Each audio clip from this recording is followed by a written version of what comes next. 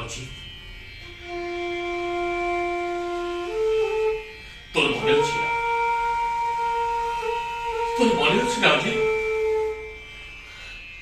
5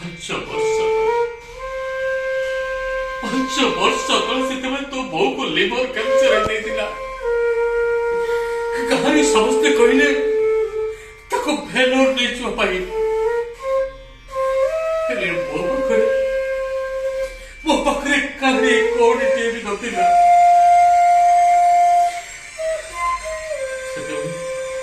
ସେତେବେଳେ ମୁଁ ତତେ ଫୋନ କରିଥିଲି। ତୁ ମତେ କଣ କହିଥିଲୁ ଅଜିତ? କଣ କହିଥିଲୁ ମତେ? ବାପା ମୋ ପାଖରେ ଟଙ୍କା ଫଙ୍କା କିଛି ନାହିଁ। ଯେତେବେଳେ କଲ କରୁଛ ଖାଲି ଟଙ୍କା ଟଙ୍କା ଟଙ୍କା। ଅଜିତ ଫୋନ କରି ମତେ ଡିଷ୍ଟର୍ବ କରନି। ତୁ କହିଥିଲୁ ଅଜିତ, ତୁ କହିଥିଲୁ ନା? ଆଉ ଆଜି ଚାଲି ଆସିଛୁ ମତେ ଟଙ୍କା ମାଗିବା ପାଇଁ। ଆଉ ସୁଜିତ ତୁ କଣ କହିଥିଲୁ? ଆରେ ତୋ ବୋଉ ପାଇଁ ଯେତେବେଳେ ଟଙ୍କା ମାଗିଥିଲି ତୁ କଣ କହିଥିଲୁ? ବାପା ନୂଆ କମ୍ପାନୀରେ ମୁଁ ଚାକିରି କରୁଛି, ଦରମା ଠିକ ସେ ମିଳୁନି, ଟଙ୍କା ଦରକାର ହେଲେ ଭାଇକି ମାଗ, ତୁ କହିଥିଲୁ ନା? ବାହା ରେ ପୁଅ ବାହା।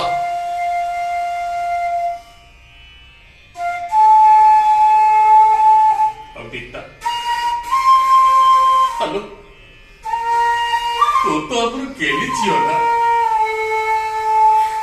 ଜାଣିଛୁ ପିତା, ତୁ ଯେତେବେଳେ ଜନ୍ମ ହେଇଥିଲୁ ତୋ ବୋଉ କେତେ ଖୁସି ହେଇଯାଇଥିଲା। କହିଲା ଆମ ଘରକୁ ଲକ୍ଷ୍ମୀ ଆସିଛନ୍ତି, ଲକ୍ଷ୍ମୀ। ଆଉ ଯେତେବେଳେ ତୋର ସେଇ ବୋଉ ପାଇଁ ମୁଁ ତତେ ଟଙ୍କା ମାଗିଥିଲି ତୁ କଣ କହିଥିଲୁ? କଣ କହିଥିଲୁ ତୁ? ବାପା ଶାଶୁ ଶ୍ୱଶୁର ପଛରେ ମୋର ସବୁ ଟଙ୍କା ସରି ଯାଇଛି, ମୋ ପାଖରେ କିଛି ଟଙ୍କା ନାହିଁ। ଆଉ ଏବେ ଆସୁ ଫ୍ଲାଟ କିଣିବା ପାଇଁ ମତେ ପଇସା ମାଗିବାକୁ?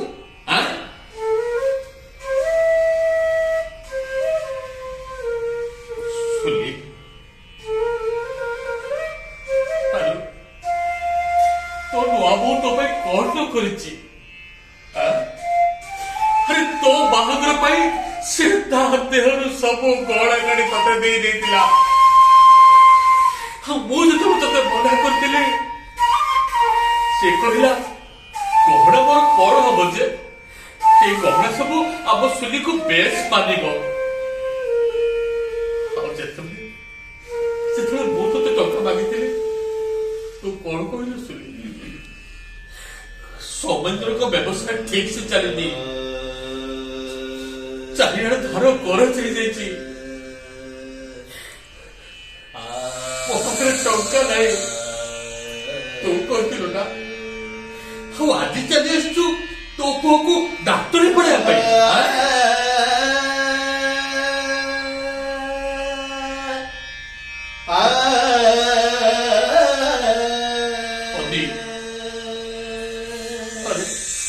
ତମେ ଜାଣିଛ ଆମର ଏଇ ଅଜୁଟା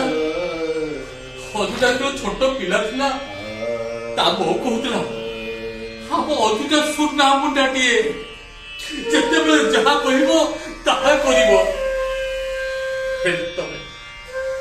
ହେଲେ ତମେ ଆଜି ସୁନା ମୁଣ୍ଡାଟିକୁ ଏମିତି ଗୋଟିଏ ସୁନା କଣ୍ଢେଇ କରିଦେଇଛ ଯେ ଆଜି ସିଏ ତମ କଥାରେ ନାଚୁଛି, ତମ ଶୋଉଛି।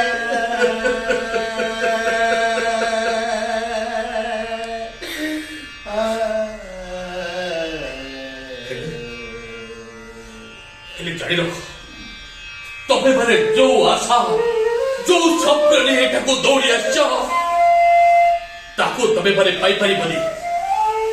କାରଣ ମୋ 5 କୋଟି ଟଙ୍କା ଲଟେରୀ ଫୁଟିବା ବିଲକୁଲ ମିଛ ନାଟକ। अरे ये सपने वाला लॉटरी, ये लॉटरी वाला सपने देना केवल लॉटरी टिकिबा जानिछि, से केबे भी लॉटरी टिकट किणिनी, आज भी किणिनी। କେବଳ କେବଳ ତାର ଗୋଟେ ଶେଷ ଇଚ୍ଛା ଥିଲା। କେବଳ ଆଉ କାମ କର, କେବଳ ଆଉ କାମ କର।